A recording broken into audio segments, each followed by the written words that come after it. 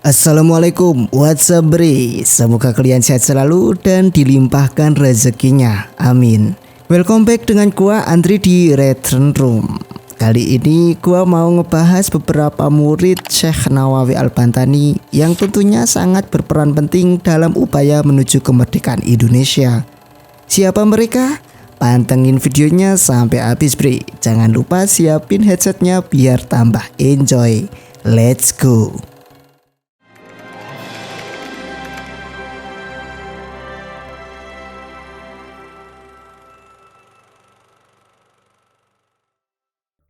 Oke Pak, di video kemarin gua udah ngebahas andilnya Syekh Nawawi dalam upaya menuju kemerdekaan Indonesia.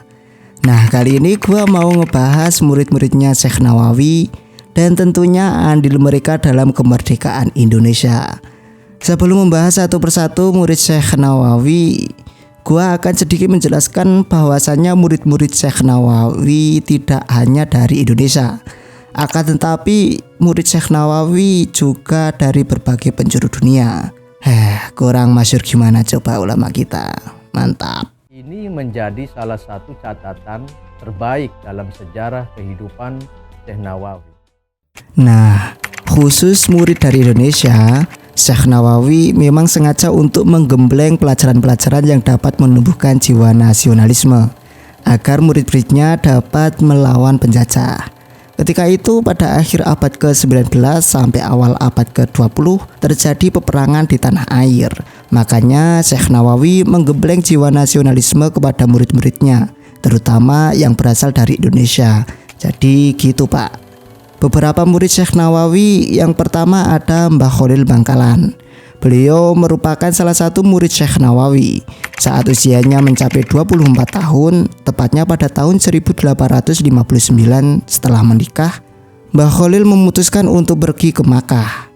Di Makkah beliau berguru kepada Syekh Nawawi Al-Bantani untuk memperdalam ilmu fikih.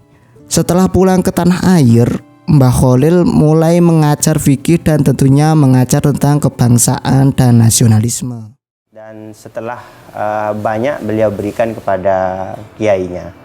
Dan setelah itu oleh kiainya beliau diperintah untuk menimba ilmu di Makkah dengan uang yang beliau kumpulkan setiap 3 sen itu. Lalu Mbah Khalil memiliki murid yang bernama Muhammad Hasyim Asy'ari.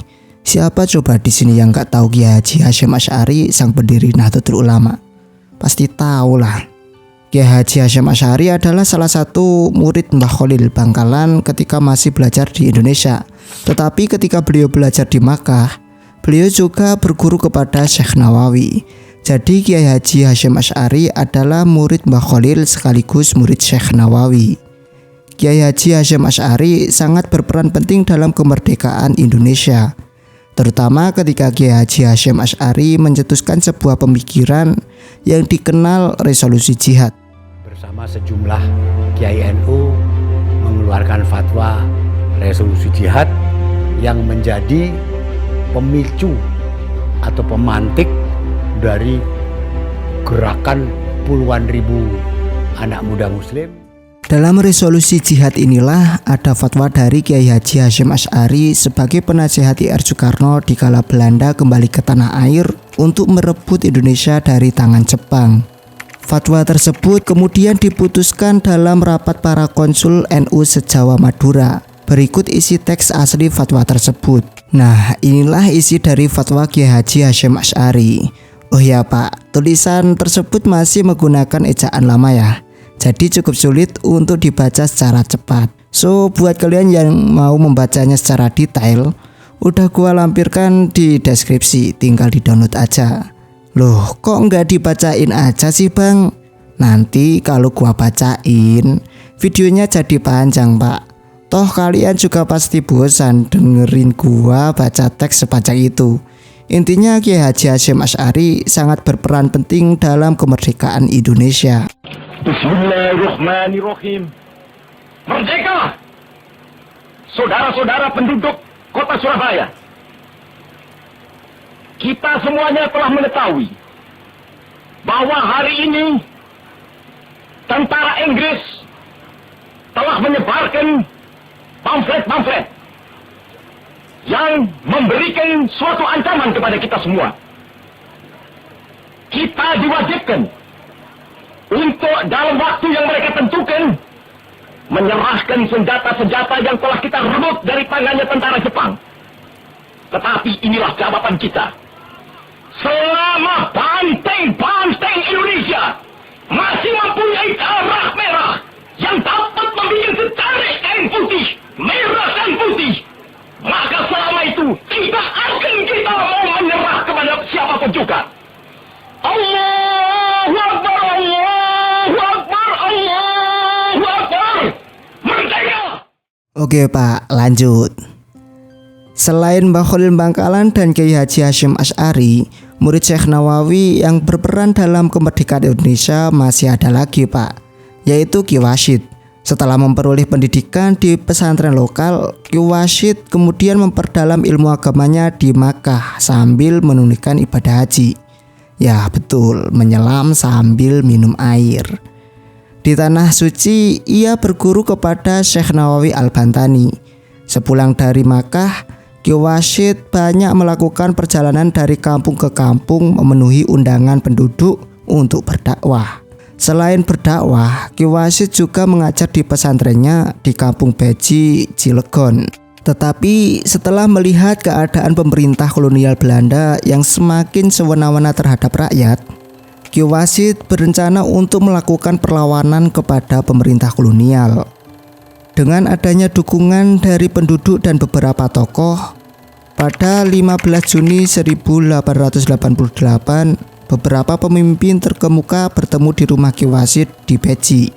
Mereka membicarakan mengenai tanggal dimulainya penyerangan. Mereka mencapai kata sepakat bahwa penyerangan akan dimulai pada 12 Juli. Akan tetapi, setelah pertemuan 22 Juni, tanggal penyerangan diubah menjadi 9 Juli 1888. Hal ini dikarenakan Ki Wasyid dan Haji Ishaq menyerukan agar penyerangan segera dilaksanakan untuk mengantisipasi kemungkinan rencana mereka tercium pejabat-pejabat pemerintahan. Selaku pimpinan operasi, Ki Wasyid mulai mengatur strategi penyerangan. Ia membagi pasukan dalam beberapa kelompok yang masing-masing bertugas menyerang penjara, yang lainnya membebaskan tahanan, menyerang kepatihan, dan menyerang rumah asisten residen. Pada hari Senin 9 Juli 1888 perang dimulai, dan pada sore harinya Cilegon dapat diduduki oleh Ki Wasyid dan para pasukannya. Namun, di bawah komando Kapten A.A. Van Huyzen, Belanda melakukan operasi mematahkan perlawanan dan melakukan pengejaran terhadap Ki Wasyid dan kawan-kawannya. Pertempuran terus berlangsung hingga pada tanggal 30 Juli 1888. Ki Wasyid, Ki Tubagus Ismail, Haji Usman, dan Haji Abdul Ghani terbunuh sebagai syahid dan pahlawan geger Cilegon 1888.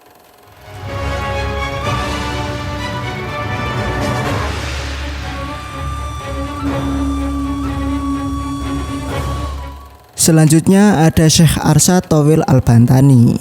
Tak berbeda jauh dari Ki Wasyid, Syekh Arsyad adalah teman seperjuangan Ki Wasyid dalam menuntut ilmu di Makkah maupun dalam geger Cilegon 1888. Namun Syekh Arsyad setelah geger Cilegon masih hidup dan dalam pengejaran penjajah karena beliau termasuk salah satu pemimpin perlawanan tersebut. Lalu setelah tertangkap, Syekh Arsyad diasingkan di Manado. Syekh Arsyad aktif mengajar masyarakat di tempat pengasingannya, Manado. Beliau mengajar di bidang ilmu pengetahuan Islam, di antaranya adalah fikih, nahwu shorof, tasawuf, hadis, dan lain-lain. Ratusan ulama dari Manado, Gorontalo, Ambon, Ternate, Kabupaten Poso, Kabupaten Toli-Toli, Kabupaten Donggala, dan daerah lainnya belajar kepada Syekh Arsyad. Beliau juga dikenal sebagai salah satu penyebar agama Islam ke wilayah mayoritas Kristen di Indonesia. Bahkan beliau menikahi anak seorang pendeta yang telah masuk Islam bernama Magdalena Runtu. Bagaimana menurut kalian? Tulis di kolom komentar ya. Kemudian yang terakhir Syekh Asnawi Caringin. Pada usia yang masih sangat belia, tepatnya pada usia 9 tahun, Syekh Asnawi sudah dikirim ayahnya untuk menuntut ilmu ke Makkah. Ngeri, umur 9 tahun loh udah dikirim ke luar negeri buat sekolah. Seniat itu. Keren. Bertahun-tahun Syekh Asnawi belajar di tanah kelahiran Islam. Hingga ketika dirasa telah mumpuni dalam agama, beliau dipercaya untuk mendakwahkan Islam. Maka Syekh Asnawi pun pulang ke tanah air. Beliau mulai mengajar dan mengundang ketertarikan banyak pemuda hingga menjadi muridnya. Tersiarlah nama Asnawi sebagai ulama di kawasan Banten dan sekitarnya. Kepiawaiannya dalam berdakwah membuat nama Syekh Asnawi tersohor sebagai ulama besar di Banten. Tak hanya mengajarkan agama, Syekh Asnawi juga terkenal semangatnya yang menggebu dalam melawan penjajah. Beliau mengobarkan semangat pemuda untuk melawan dan menentang kolonialisme Belanda. Apalagi saat itu seluruh wilayah Banten berhasil dikuasai penjajah. Bahkan tak hanya mengobarkan semangat kemerdekaan lewat lisan, tapi juga aksi. Nah, ini nih seorang yang berani bertindak, tak hanya berani berucap. Syekh Asnawi juga dikenal memiliki ilmu bela diri yang sakti. Syekh Asnawi yang tangguh dan berhasil mengajak pemuda untuk melawan penjajah pun menjadi ancaman bagi Belanda. Ketar-ketir nggak tuh? Apalagi Banten dikenal sebagai tempat lahirnya para pemberontak Belanda, bukan hanya dari kalangan rakyat biasa, melainkan juga dari kalangan ulama. Alhasil, beliau pernah ditahan oleh penjajah di Tanah Abang serta diasingkan ke Cianjur. Beliau dihukum lebih dari setahun dengan tuduhan melakukan pemberontakan. Namun, selama ditahan dan diasingkan, beliau tetap aktif menyampaikan dakwah Islam. Beliau mengajarkan syariat Islam kepada masyarakat sekitar dimanapun beliau berada. Mantap. Warahmatullahi wabarakatuh. Silakan duduk, Kang. Terima kasih, Ki. Oke Bre, mungkin segitu dulu yang bisa gua sampaikan. Sebenarnya masih banyak sih, tapi nggak mungkin gua bahas semuanya di sini. Ya, itulah beberapa murid Syekh Nawawi Al-Bantani yang digembleng dan berlanjut memperjuangkan kemerdekaan NKRI. So, menurut gua memang para alim itu selalu mempunyai pemikirannya sendiri-sendiri. Tetapi dari berbagai pemikiran selalu bisa menghasilkan suatu hal yang bermanfaat bagi dirinya maupun bagi umat manusia. Ya, bisa dikatakan makhluk yang mendekati kesempurnaan lah. Menurut kalian gimana, Pak? Semoga bermanfaat buat kalian. Jangan lupa kasih pendapat kalian. Atau mau ngasih kritik saran, langsung aja tulis di kolom komentar. Like jika kalian suka dengan video gua, klik dislike kalau kalian nggak suka. Gua Andri pamit undur diri. See you in the next video. Assalamualaikum. Bye bye.